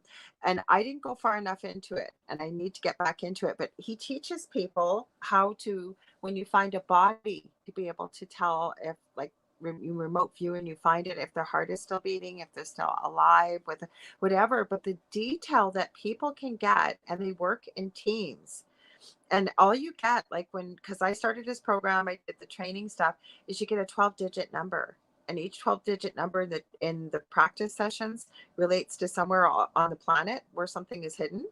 That is how incredible remote viewing is. And his team, I believe, it's been measured, had a 93% accuracy rate. And you don't just go into the past, you can also go into the future with remote viewing. So it's a pretty powerful, I believe, underutilized tool. And again, probably not so much based in science, I think, but I think it would be a good adjuvant. What do you think, Dave? It would certainly be something to look at, I think. Oh yeah, absolutely. Hmm. Anything that any tools people have that I think could be helpful, I'm totally open to that. If people want to send me, I mean, if anyone's seen stuff or you have ideas that could help me and the people in the search and everything, please send it out because there's lots of ways, I believe, to arrive at the answers, and some of them are scientific and some of them are not. And Hmm. some of them are not hard physical science, more things like metaphysics and things of that nature. So we will figure it out. I know we Hmm. will. But right now, at least for me, I'm having to be patient Hmm. because it's not my island. I don't own it. The production company is kind of calling the shots right now for the show. Hmm. So what I'm kind of foreseeing is when things relax in 10 or 20 years or something, it'll probably be a lot easier to Maybe do some when work. Canada has a different leader, hopefully. Yeah, and I'll tell you something. I'll tell you something interesting, and this will be kind of a good point to kind of leave off on for people, is that some of the legend of Oak Island, it actually involves two separate concepts. One Hmm. of them is the concept of the New Jerusalem, and Oh. that was featured, I think, in the first season, either first or second season. But basically, the team went over to England. They might have been in Scotland. I thought it Hmm. was England, but they met with a man by the name of Alan Butler and Kathleen McGowan, I believe, and they presented the idea of the Enochian chambers, and they were talking about how the legend of the New Jerusalem is that it will be built on an island of swamp. That's actually part of the legend behind the New Jerusalem.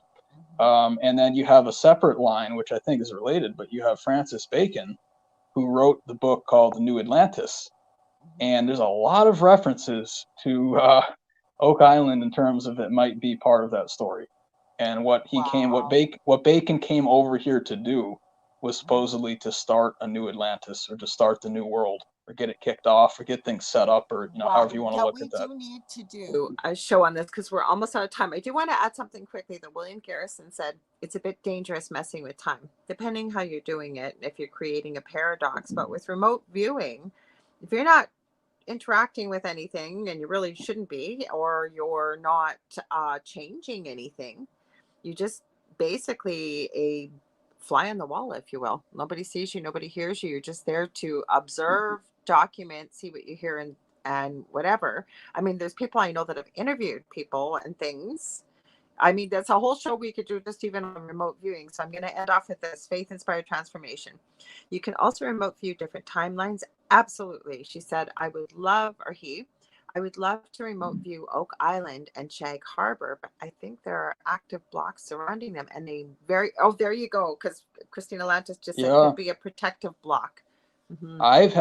speaking of that, I've had multiple people, again, psychics and channelers, and I've asked them, who did it? Who was responsible for Oak Island? And they went into their meditative state, and like Hmm. 15, 20 seconds went by, and I'm like, are you seeing anything? And every single person, Lorilei, this is like three or four separate people. This They told, wall. yeah, well, yeah, they told me they said they're not letting me see it. They're not letting me see it. But a Mm. couple of people said it was one group, but in terms of what's not being shown and the reason, in my opinion, for that is because it's part of the Earth timeline, and things have to happen at specific times for all of Wow. humanity to benefit from it. So if it was revealed too soon, it wouldn't be the right time. For instance, when I went there in 2017, I did a lot. They filmed my work for 9 hours, and then I went back in 2018, actually off camera as well. None Hmm. of my actual work was shown on the show. And I think the reason for that is Hmm. because it wasn't time. Because the things that I was talking about were getting Yeah. too close to the heart of the topic, the heart of what was actually going on with the island. And I I believe there's ET intelligence involved with this, actually, or angelic guardianship, of some sort, maybe both. Yeah, So but I just angels fit. would tell you. Angels, I can tell you that Okay. angels would at least, I really believe, at least tell you that this is not meant for your eyes, or this is, Okay. we're not permitted to show you. Because I've never, with working, and again, I haven't encountered every angel, but my point is they're here to help assist mankind, I believe. Even if it's something we're not meant to see or participate in, they will tell us that we're not meant to, that it's not the right time, or Okay. their love, right? So to me, alien, possibly. We're just not ready yet, they said. I was just going to tell you very quickly, you guys, we've got less than a minute. So I want that when I was just feeling into Oak Island as you were talking, that's why I brought up wall and I showed you that. I don't usually, that's what I got. I heard wall, see, like you can't see past the wall. It's like Hmm. literally just blackness, like you can't. But again, if it's angels, I'd be open to hearing it though. I haven't met every angel, so I don't know. Maybe there is an angelic realm that's protecting it, that their specific job is that, including no conversation. That, right? We're not going to have any energy exchange whatsoever to maintain the pristineness of the sanctity of the protection. Exactly. I don't You know. you Hmm. can, as a higher level entity, I believe you can set up the grid that way. It's Hmm. almost like one of the ways I think about it is a software program. You can Hmm. program it however you want, and I believe that comes And from we the can mind. too. And we can too. Right. Hmm. Right. So Hmm. if that was the intention, then that's where they would leave it. But when I was on the Hmm. island, I mean, I had some really strange experiences. It was a respectful watching. It Hmm. was that I was being observed, but they Hmm. weren't being malicious, whoever it was. But I kind of felt the eyes on me. You know, I felt the presence around me, and they did foil some of what I was trying to do, but they did it in a fairly kind way. But I knew it was not at random. You know, one of it was that I was out taking measurements, and this gust of wind came out of nowhere. It was a Hmm. completely calm day, and Hmm. it knotted my measuring tape up in an impossible Wow. way. I probably had 20 knots in there, Lorilei, and it was one gust of wind. And then I was sitting Wow. there for half an hour, and I couldn't undo it. They were like tight knots. And I said, "Okay." Wow. I I looked get up the to, message. yeah, I looked up to the sky, and I said, "I get it, guys. I get it." You know, and the fact that I feel very appreciative I can have that conversation with the spirit world is that I understand the communication, you know, and I'm being asked to be patient and just kind of hang back. But if people want to see what I'm working with right now, go over to, you can either go to Ghost of Bacon YouTube page Mhm. or go to my YouTube channel under Dave Petrella, and you can see the show that me and Jake Roberts just did. Okay, well, we haven't got We any time left. I hate to do this Yeah, too yeah, because I still got to tell people to tune in and everything. So where yeah, can no they find problem. you, Dave? Tell us where they can find you. Okay, Dave Petrella on Facebook. That's P like Yeah. Peter, ETRELLA. Dave Petrella 12 on Instagram, and then also my YouTube channel, also under Dave Petrella. I upload all my shows there. Yeah. That's the best place to follow my videos and my work. Yes, and again, I will have Dave back on. We weren't even planning this. I didn't even talk to him. That It's was just people great. kept asking about Oak Island. That's why I said, Dave, are you free? Come on, and I really appreciate you doing that. Thank you so much, Dave. I want to thank everybody that's here. Inspired Transformation says thank you, Dave and Laura Lee. This was very off the cuff. We didn't plan this. Now, guys, next week I will be back, same time, same space. So January 2nd, Monday. Diane is her name. Somebody sent me the most incredible YouTube video with this lady. Found out she was Canadian, not YouTube, sorry, TikTok video. She's an author, incredible lady. We're going to have her on, very inspiring, a lot of wisdom and some great books that I think that could help a lot of people. She'll be back next week. And remember, mark it on your calendar. Something is coming Thursday, January 5th, 4 to 6 p.m. Eastern Standard Time. That's with me and my other good friend, Dave, or David Hansel, gifted psychic, medium, especially near death experience. The thing at the end of the bed, you do not want to miss this. And we will be doing every week an unpredictable, predictable reading at any time during that 2 hour window. If you are live, we will give you an answer that we each receive from Spirit, depending on the nature of your question. You ever want to get a hold of me, you can get a hold of me on facebook.com/the Angel Rock. Any guest suggestions, show ideas, or you want to book a healing session, or I do readings. Anyways, I want to wish you all happy new year, happy, safe rest of your holidays. I send you all so much love and light, as well as gratitude for you being here. Dave, thank you again. This was unpredicted, Thanks, Laura but Lee. Yep. loved having you here. Thank you for the great conversation, guys. I hope we can do this again very soon. Have an open, unfiltered kind of question session like this again with a show. Take care, guys. We'll see you next year on Monday, January 2nd.